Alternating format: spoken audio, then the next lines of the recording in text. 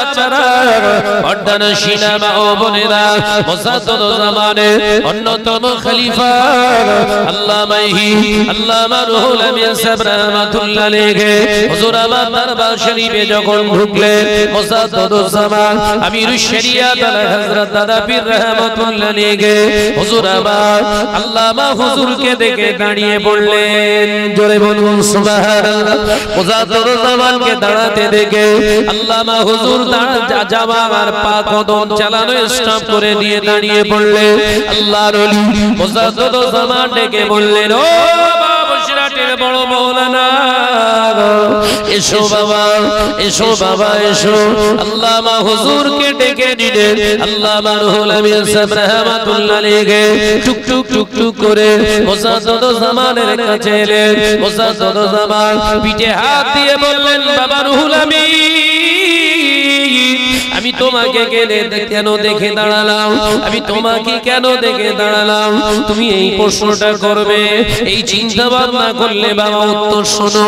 আজ থেকে 30 দিন আগে তুমি তো এসেছিলে বাবা রুহুল আমিন, আমি তোমাকে দেখে দাঁড়াতে পারি না। আজ কেন দাঁড়ালাম জানো? গতকাল রাতে দিন ও দুনিয়ার বাদশা হাবিবুল্লাহ নবী জনাবে মুহাম্মদুর রাসূলুল্লাহ সাল্লাল্লাহু আলাইহি ওয়াসাল্লাম স্বপ্ন যোগে আমাকে জানালেন, ও আবু বকর, বাবা আবু বকর রে, আমি নবী আমার রুহুল আমিনকে দিদার দিয়ে এসেছি। কাল তোমার দরবারে আসবে, আমার রুহুল আমিনকে তুমি বায়াত গ্রহণ করে নিও। তাই আমি আমার রুহুল আমিনকে দেখে সম্মান করি না। আমার রুহুল আমিনের ভিতরে যে এলেম আল্লাহ দিয়েছে, ওই এলেমের জন্য শুধু নয়, যে এলেমের সঙ্গে নবীর সম্পর্ক ভালো হয়ে গিয়েছে, ওই আলেমকে দেখে আমি আবু বকর তাজিমের জন্য দাঁড়িয়ে গেলাম। ভাইরা, মানজনেরা, যুবকেরা, ছেলেরা, বাচ্চারা, পর্দানা শিলা মা ও বোনেরা, আল্লাহর ওলি মুসাদ্দাদ জামান আমির শরিয়াত আলা হযরত দাদা পীর রাহমাতুল্লাহ আলাইহি হুজুর আমার দেখতে পাওয়া যায়। হুজুরকে যখন এই কথা বললেন, বসিরহাট দরবার বসিরহাট হুজুর আল্লামা রুহুল আমিন সাহেব রাহমাতুল্লাহ আলাইহি হুজুর আমার দরবার ছেড়ে বেরিয়ে এলেন। মাথা হেট করে হুজুর কোনো কথা বললেন না। হুজুর ভাবতে ভাবতে বাড়িতে চলে এলেন। বহু দরবারে গেছি, বহু পীরের দরবারে গেছি, কেউ তো এমন কথা বলে না, কেউ তো এমন কথা বলে না। আমি রুহুল আমিনকে কেউ তো এমন কথা বলে না। কিন্তু আবু বকরের দরবারে গেলাম, আমার চেহারা দেখে সুরাত দেখে বর্ণনা করে দিল, না না না, আমি রুহুল আমিন, আমাকে চেষ্টা করতেই হবে। আমি আলেম হয়েছি, আমার নবীকে আমি দেখতে পাই না। আমি আলেম হয়েছি, আমার আল্লাহকে আমি এখন রাজি করতে পারি না। আল্লাহর ওলি মুসাদ্দাদ জামানের অন্যতম খলিফা আল্লামা রুহুল আমিন সাহেব রাহমাতুল্লাহ আলাইহি হুজুর বাড়িতে চলে এলেন। হুজুর বাড়িতে চলে এসে হুজুর আবার একদিন দুদিন চারদিন 5 ওয়াক্ত নামাজ আদায় করে। হুজুরের খাওয়া দাওয়াটা, হুজুরের কথা বলার ধরন চেঞ্জ হয়ে গেল। টানা 30 দিন সবকটা হুজুর আমার ওজিফার উপর দিয়ে ওজিফা করলেন। হুজুর আমার 30 দিন অতিবাহিত হয়ে 31 দিনের মাথায় হুজুর দেখতে পাওয়া যায় আল্লামা রুহুল আমিন সাহেব রাহমাতুল্লাহ আলাইহি নিজে ওই এমনি করে টাকি নারায়ণপুর থেকে আব্দুল ওদুদ সাহেব বলে একজন ব্যক্তিকে সঙ্গে করে নিয়ে 31 দিনের মাথায় ফুরফুরার মুসাদ্দাদ জামানের দরবারে হাজির হয়ে গেল। এ নজরেরা, যুবকেরা, ছেলেরা, বাচ্চারা, আল্লামা রুহুল আমিন সাহেব রাহমাতুল্লাহ আলাইহি হুজুর আমার ফুরফুরায় ঢোকার প্রায় 4 কিলোমিটার আগে শিয়াখালাতে গাড়ি থেকে নেমে হুজুর পায়ের জুতা দুটো আগে খুলে নিলেন। জুতাটা খুলে ব্যাগের ভিতরে নিয়ে বগল দাবায় চেপে নিয়ে গরম রাস্তার উপরে খালি পায়ে হেঁটে যাচ্ছে। হুজুরের সঙ্গে আব্দুল ওদুদ জিজ্ঞাসা করে, ও মাওলানা ভাই রুহুল আমিন, আপনি আপনি কেন খালি পায়ে হেঁটে হেঁটে যান? পায়ে আপনার গরম লাগছে না? আল্লাহ মারহুল আমিনের চোখ দিয়ে পানির টুসা গড়ায়। ও ভাই আব্দুল আমার পায়ে গরম লাগুক অসুবিধা নাই, কিন্তু যে দরবারে তুমি আমি যাই, এই দরবারে শুধু দুনিয়ার কোন মানুষ আসে শুধু না, দুনিয়ার শুধু মানুষ আসে না, এই দরবারে স্বয়ং আমার নবী পাক সাহাবায়ে কেরামদের নিয়ে মাঝে মাঝে রুহানি হালাতে হাজির হয়ে যায়। ইয়া আইয়ুহাল্লাযীনা আমানু, হে আমার বিশ্বাসী সম্প্রদায় বান্দারা, আমি আল্লাহ পাক জানিয়ে দিলাম আতিউল্লাহ, আমি আল্লাহ আমার ইতাআত তোরা কর, আমি আল্লাহ আমার হুকুমকে তোদের জীবনে ধারণ কর। রাসূল আমার হাবিবের ইতাআত তোরা কর, আমার হাবিবের সুন্নাত মোতাবেক জিন্দেগি তোরা বানাও।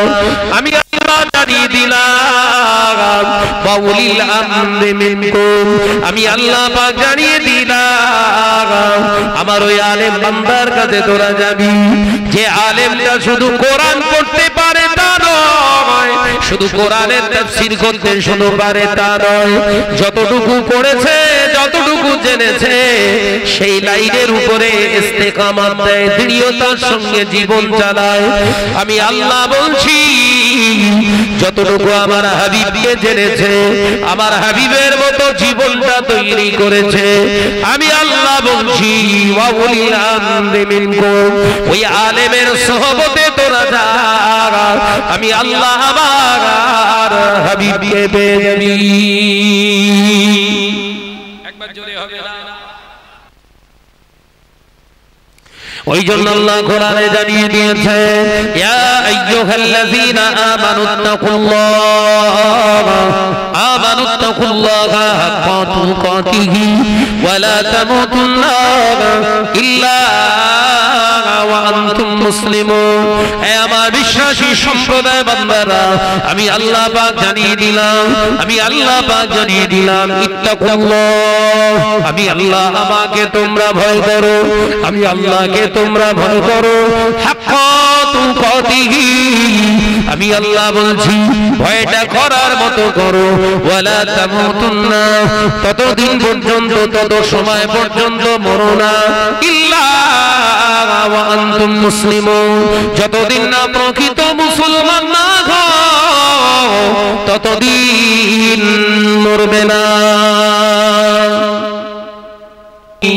তোমারই বানিয়ে দিয়েছো বুকের দেরাজ তুমি, তোমারই স্থান দিয়েছো আমারে কণ্ঠে তুমি, তোমারই বানিয়ে দিয়েছো বুকের দেরাজ তুমি, তোমারই স্থান দিয়েছো। এত ভালোবাসো কেন মালিক আমার, কি করে শুকর করি আমি তোমার, কি করে শুকর করি আমি তোমার। জোরে হবে না সুবহানাল্লাহ? একটু জোরে হবে না সুবহানাল্লাহ? আমারে কণ্ঠে তুমি, তোমারই বানিয়ে দিয়েছো বুকের দেরাজ তুমি, তোমারই স্থান দিয়েছো। লা ইলাহা ইল্লাল্লাহ। পৃথিবীর দিকে দিকে ওজোদরি দে, শান্তি মোরা পেলাম তোমার দিকে, পৃথিবীর দিকে দিকে ওজোদরি দে, শান্তি মোরা পেলাম তোমার দিকে, রহমত যে তোমার করুণা বেশুমার, রহমত যে তোমার করুণা বেশুমার, সিজদাতে নুয়ে পড়ে মাথা, এত ভালোবাসো কেন মালিক আমার। একবার জোরে হবে না? নারে তাকবীর, নারে তাকবীর। আমারে কণ্ঠে তুমি, তোমারই বানিয়ে দিয়েছো বুকের দেরাজ তুমি তোমারই স্থান দিয়েছো লা ইলাহা ইল্লাল্লাহ। আকাশেতে যত দেখি শত তারা তোমার তাসবিহে এত ঘরা। আকাশেতে যত দেখি শত তারা তোমার জিকিরে এত ঘরা। তুমি যে রহমান তুমি যে দয়াবান তুমি যে রহমান তুমি যে দয়াবান করুণা সারা পৃথিবীময় এত ভালোবাসো কেন মালিক আমার। একবার যদি হবে না আমার কণ্ঠে তুমি তোমারই বাণী দিয়েছো বুকের দেরাজ তুমি তোমারই স্থান দিয়েছো। এত ভালোবাসো কেন মালিক আমার কি করে শুকর করি আমি তোমার কি করে শুকর করি আমি তোমার লা ইলাহা ইল্লাল্লাহ। ভাইরা আমার নওজওয়ানেরা যুবকেরা ছেলেরা বাচ্চারা পর্দানশীনা মা ও বোনেরা আলোচনা বুঝুন।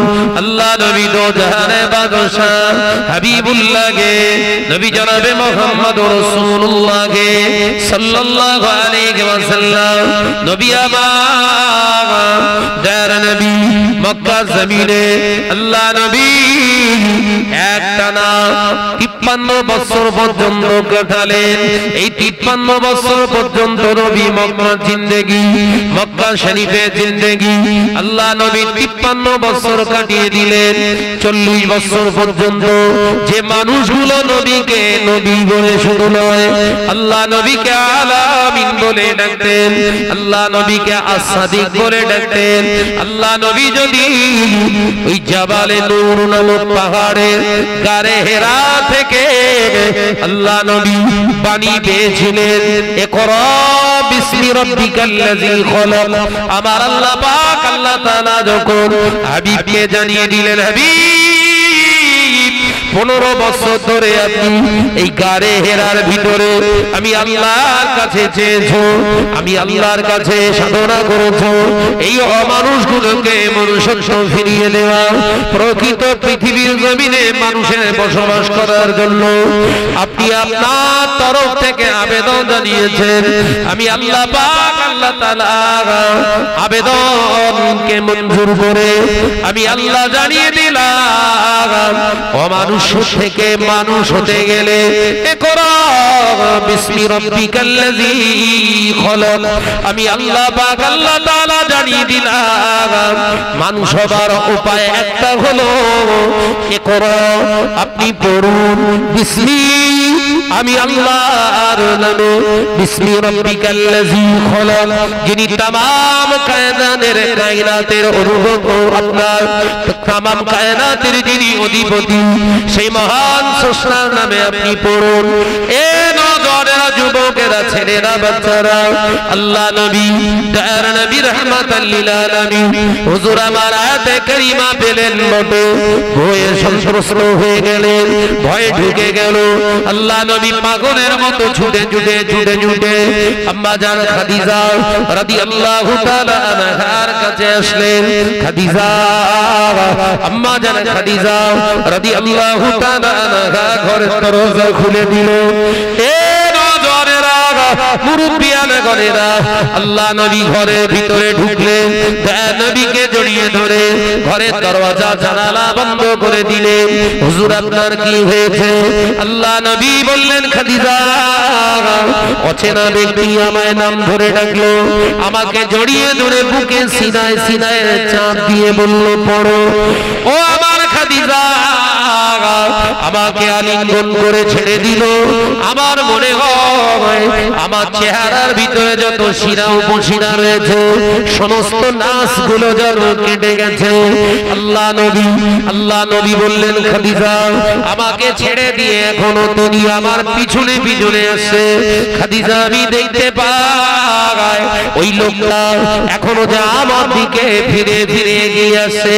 আল্লাহ নবীর কথা শুনে আম্মা জান খাদিজা রাদিয়াল্লাহু তাআলা আনহা ঘরের দরজা জানালা বন্ধ করে দিয়ে হুজুরকে বলেছিলেন, হুজুর কই সেই ব্যক্তিটা?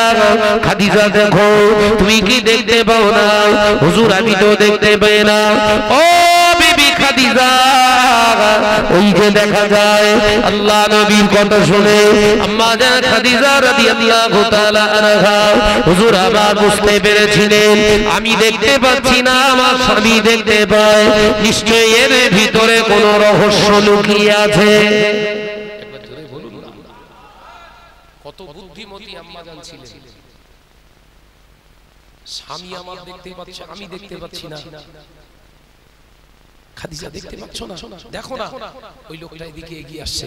বিশ্বনবীর কথা শুনে আম্মা জান খাদিজা রাদিয়াল্লাহু তাআলা আনহা বলেছিলেন, হুজুর আপনি যদি আমায় অনুমতি দেন, আমি খাদিজা একটু আমার মাথার কাপড়টা একটু সরাবো। একবার জোরে বলবেন না। খাদিজা কোনো অসুবিধা নাই, আমি তোমার স্বামী প্রেজেন্ট, ঘরের দরজা জানালা বন্ধ, তুমি তোমার মাথার কাপড়টা ফেলতে পারো। আম্মা জান হযরতে খাদিজা রাদিয়াল্লাহু তাআলা আনহা মাথা থেকে কাপড় ফেলে নবীকে প্রশ্ন করলেন, হুজুর ওই লোকটাকে কি আর দেখা যায়? ওই লোকটাকে কি আর দেখা যায়? আল্লাহ নবী বলেছিলেন, ও বিবি খাদিজা, ওই লোকটা থমকে দাঁড়িয়ে গেছে। জোরে বলবেন না, এখন জোরে হবে না।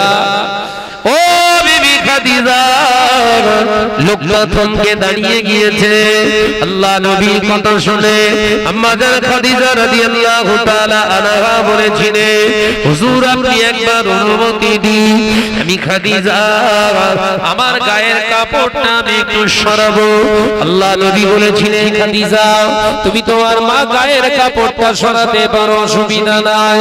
আল্লাহ নবীর কথা অনুযায়ী আম্মা জান হযরতে খাদিজা রাদিয়াল্লাহু তাআলা আনহা গা থেকে কাপড়টা হালকা সরিয়ে বলেছিলেন, হুজুর ওই লোকটা কি আপনার দিকে এগিয়ে আসে? আল্লাহ নবী বলেছিলেন, ও বিবি খাদিজা, কি এমন বললে, কি এমন বললে? ওই লোকটা এখান থেকে ভয়ে পালিয়ে গেল। জোরে বলবেন না। কি এমন মন্ত্র তন্ত্র তুমি জানো? লোকটা পালিয়ে গেল। এই জওয়ান ছেলে সব দাঁড়িয়ে রয়েছে কেন? এই তোমাদের বলছি বসবে, এসো।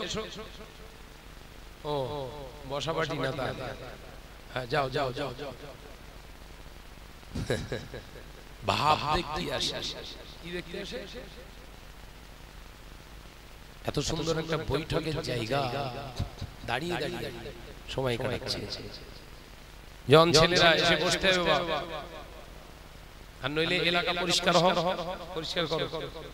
হ্যাঁ যাও, এখানে দাঁড়িয়ে দাঁড়ানোর কিছু নেই বাবা, এসে বসতে হবে, আর নইলে এলাকা সাফ হোক। কথা ঠিক না বুঝলে বলে?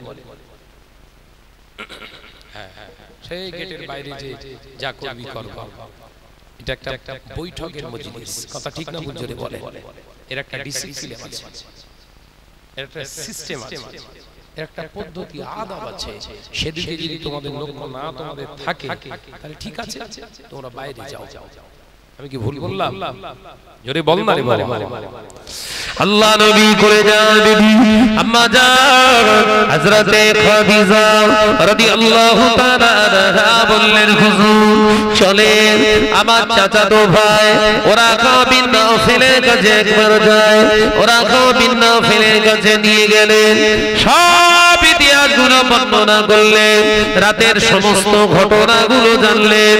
তাওরাত ইনজিল জবুরের একজন বিশ্বস্ত পণ্ডিত, একজন ইহুদি আলেম, আল্লাহ নবী সমস্ত কথা শুনে বলেছিলেন, ও বিবি খাদিজা, তোমার স্বামী আর 10টা স্বামীর মতো স্বামী নয়, তোমার স্বামী হলে আখিরি জামানার পয়গম্বর।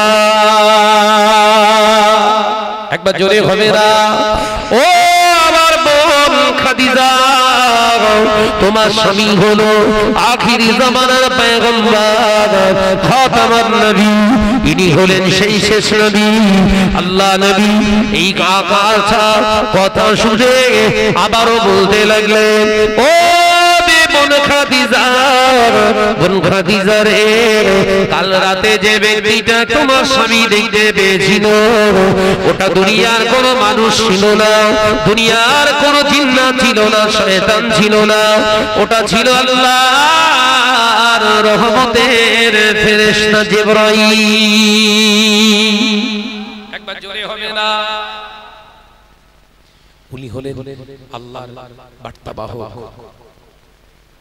পূর্বে ইব্রাহিম, মুসা, ঈসা, হযরতে ইয়াকুব, ইউসুফ, হযরতে যাকারিয়া সমস্ত নবী আলাইহিস সালামদের কাছে বার্তা নিয়ে আসতেন। তিনি আপনার স্বামীর কাছে এসেছে মুহাম্মদ সাল্লাল্লাহু আলাইহি ওয়াসাল্লাম হলেন এই तमाम বিশ্বের এখন तमाम কায়নাতের এখন নবী। একবার জোরে বলেন।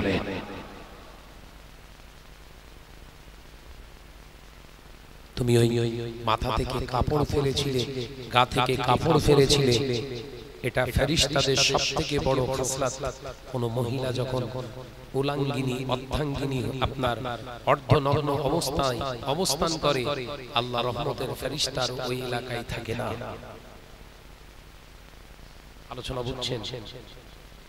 ঘরের মা বোনেরা যদি মাথা আলগা করে ঘরে অবস্থান করে, আর যাই হোক রহমত আজ যাই থাক, ওই ঘরটায় আল্লাহর রহমতের ফেরেশতা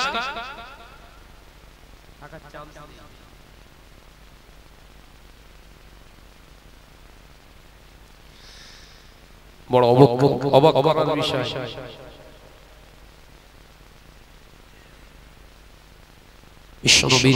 সমস্ত ইতিহাসগুলো, সমস্ত রাতের বর্ণনাগুলো শুনে আল্লাহ নবীকে বলে দিলেন, যাও তোমার স্বামী হলো মুহাম্মদুর রাসূলুল্লাহ সাল্লাল্লাহু আলাইহি ওয়াসাল্লাম। আম্মা জান খাদিজা রাদিয়াল্লাহু তাআলা আনহা পরের দিন সকালবেলা দেখলেন বিশ্বনবী চলে গেলেন কাবা বাইতুল্লাহ শরীফের কুবাইস পাহাড়ের কাছে। আল্লাহ নবী দোদারে বাদশা হাবিবুল্লাহ গে নবী জনাবে মুহাম্মদুর রাসূলুল্লাহ গে সাল্লাল্লাহু আলাইহি ওয়াসাল্লাম হুজুর আমার পাহাড়ের পার দেশে দাঁড়িয়ে আল্লাহ নবী আওয়াজ দিলেন, ও মক্কা কোপারে কুরাইশেরা, ও মক্কার কোপারে কুরাইশেরা। আল্লাহ নবীর আওয়াজ শুনে, আল্লাহ নবীর ডাক শুনে সমবেত হয়ে গেলেন, সবাই এক জায়গায় হয়ে গেলেন। আল্লাহ নবী বললেন, ও মক্কাবাসীরা, তোমরা আমার নাম দিয়েছো আল আমিন, তোমরা আমাকে as-সাদিক বলে ডাকো। ও আল্লাহর বান্দারা, আমি যদি তোমাদের বলি এই পাহাড়ের পার দেশ থেকে, পাহাড়ের অপোজিট দিক থেকে একদল অস্ত্র সজ্জিত সৈন্য আছে তোমাদের আক্রমণ করতে, তোমরা কি এটা মেনে নেবে? দাওয়াতের প্রথম স্টেজ। আমি যদি তোমাদের বলি পাহাড়ের অপোজিট দিক থেকে একদল সৈন্য শত্রু আসছে হাতে অস্ত্র শস্ত্র নিয়ে তোমাদের উপরে আক্রমণ করতে, এই কথাটা কি তোমরা মেনে নেবে, বিশ্বাস করবে? আবু লাহাব, আবু জাহিল, উতবা, শাইবা, উমাইয়া ইবনে খালদ বললেন, বারহাক তুমি সত্য কথা বলো। একবার জোরে বলুন না। কি বললেন? তুমি মিথ্যা কথা বলতে পারো না। অর্থাৎ ওটা কনফার্ম যদি হয় আমাদের বলো, তাহলে আমরা প্রিপারেশন নেই, প্রস্তুতি নেই। বিশ্বনবী বললেন, না এমনি বললাম। কি বলছে? এমনি কথার জন্য বললাম। এবার যেটা বলছি এটা সত্য, এবার যেটা বলছি এটা সত্য। কি সেটা? ও দুজনেরা আল্লাহ নবী রিসালাতের দাওয়াত দ্বীনের দাওয়াত দিতে শুরু করলেন। মান ক্বালা লা ইলাহা ইল্লাল্লাহু ফাদখালাল জান্নাহ। ও আল্লাহর বান্দারা, ও মক্কার কুফারে কুরাইশরা, আমি মুহাম্মদ সাল্লাল্লাহু আলাইহি ওয়াসাল্লাম তোমাদের জানিয়ে দিলাম, মান ক্বালা লা ইলাহা ইল্লাল্লাহু ফাদখালাল জান্নাহ। অবশ্যই তোমরা যদি একবার আল্লাহকে এক বলে মেনে নাও, নেই কোনো মাবুদ আল্লাহ ছাড়া, আমি মুহাম্মদ সাল্লাল্লাহু আলাইহি ওয়াসাল্লাম তোমাদের আলামিন বলছি, তোমরা জান্নাতি হয়ে যাবে। নবীর জীবনের প্রথম কুরাইশদের কাছে অপরাধ শুরু হলো। বিশ্বনবীর কাছে কাফেরদের কাছে প্রথম অপরাধ বলে বিবেচিত হলো কি সেটা? লা ইলাহা ইল্লাল্লাহু মুহাম্মাদুর রাসূলুল্লাহ সাল্লাল্লাহু আলাইহি ওয়াসাল্লাম। এই 40 বছর ধরে যারা নবীকে মহব্বত করে ভালোবেসে এত কিছু করলো, কয়েকটা সেকেন্ডের ভিতরে সমস্ত 40 বছরের ইতিহাস চূর্ণ বিচূর্ণ হয়ে গেল। কথা বুঝছেন? 40 বছরের প্ল্যাটফর্ম মাত্র কয়েক সেকেন্ড ধরিলেন মিনিট, কয়েক মিনিটের ভিতরে ভেঙে চুরমার হয়ে গেল। যে মানুষগুলো রাসূলকে বিশ্বনবীকে বুকে জড়িয়ে ধরতেন, আল আমিন বলে ডাকতেন, as-সাদিক বলে ডাকতেন, সেই মানুষগুলোই প্রথম আরোপিত করলো এ হলো মৃত্যু। নাউজুবিল্লাহ বলে।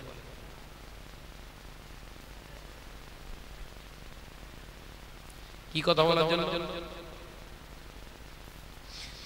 রবের প্রভুত্ব স্বীকার করাটা বান্দার জন্য দাওয়াতের কাজ। হুজুর যখন বললেন নেই কোনো মাবুদ আল্লাহ ছাড়া, এই কথাটার পরিপ্রেক্ষিতে সবাই শত্রু।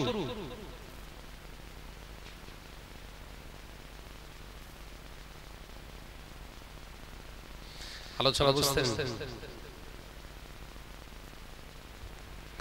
আমি ওয়াজের প্ল্যাটফর্ম, আমার ওয়াজের এই পূর্ণতা পাচ্ছে, জলসার লাইভ হচ্ছে 19 বছর। কত বছর? 19 বছর ধরে আমি জলসার স্টেজে উঠি, মানে সেই স্টুডেন্ট লাইফ থেকে।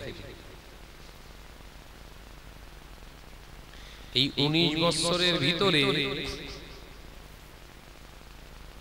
এই 1 থেকে 1.5 বছর হচ্ছে ভুল হওয়া শুরু হয়েছে। কথা বুঝাচ্ছেন না? অবশ্য বলুন, 19 বছরের ওয়াজের লাইফে এই 1.5 বছরে ভুল শুরু হয়ে গেছে। কেন? আমি বলেছিলাম মুজাদ্দিদুজ্জামানের বাগান, মুজাদ্দিদুজ্জামান তৈরি করে রেখে গেলেন বাগান। আমরা যদি দাবি করি মুজাদ্দিদুজ্জামান আমিরে শরিয়াত আলা হযরত দাদা হুজুর পীর কিবলা রাহমাতুল্লাহ আলাইহি, এই বাগানের আমরা এক একটা ধারক বাহক, আমরা বিরাট বড় বড় হাতিয়ার, তাহলে দাদা পীর রাহমাতুল্লাহ আলাইহির নামে কেন প্রতিষ্ঠানগুলো চলবে না?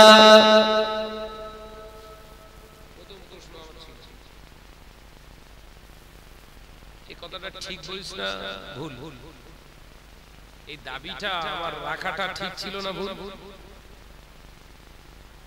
ঠিক না ভুল জোরে বলে। যদি আদর্শ মডেল বানাতে হয়, দাদা হুজুর পীর কিবলার মডেল কেন হবে না?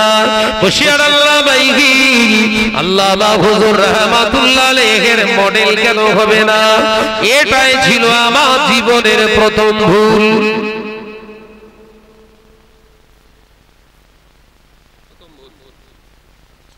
আর দুটো একটা বলবো, আমার ভুল শুরু হয়েছে কবে থেকে ভালো করে বুঝে নেন, নইলে আবার উল্টো বলবেন।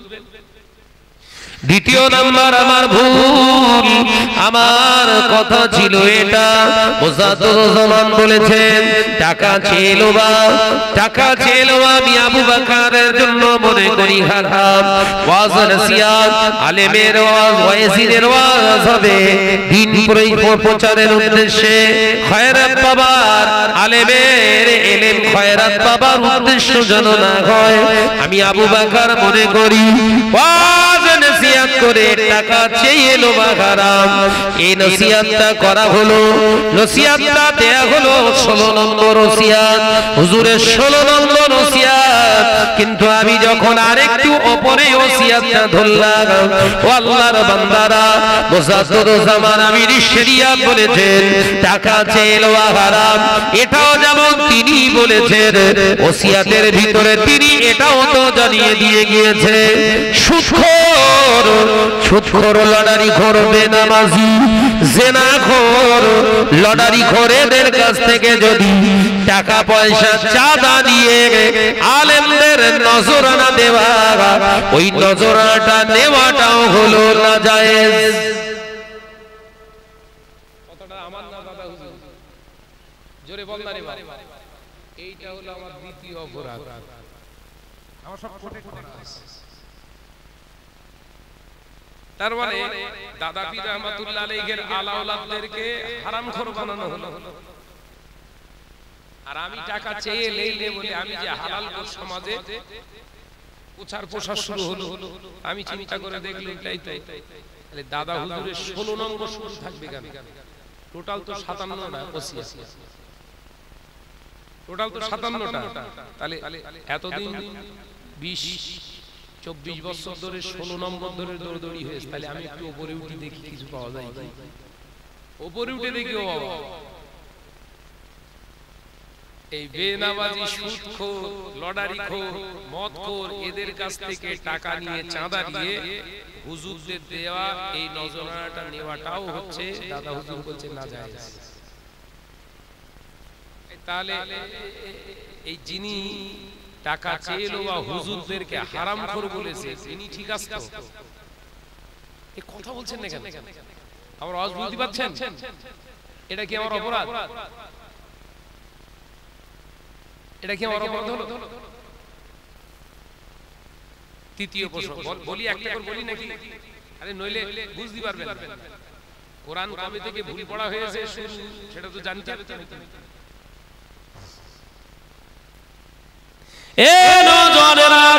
যুবকেরা, ছেলেরা, বাচ্চারা, অর্ধানাসীরা, মা বোনেরা, শুনে রেখে দিন, জেনে রেখে দিন, মুজাদ্দুজ্জামান আমির শরিয়াত আলা হযরত দাদা পীর রহমাতুল্লাহ আলাইহির ওসিয়াতটা ফলো করে দেখলাম হুজুর আমার 3 নম্বর 4 নম্বর ওসিয়াতের ভিতরে আবার দুটো ওসিয়াত দিয়ে গেছে।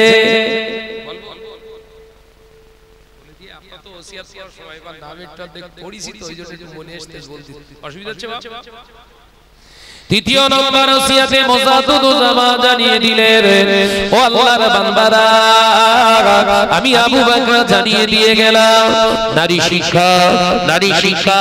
শিক্ষা অর্জন করা তো দরকার, মহিলাদের শিক্ষিতা বানাতে হবে।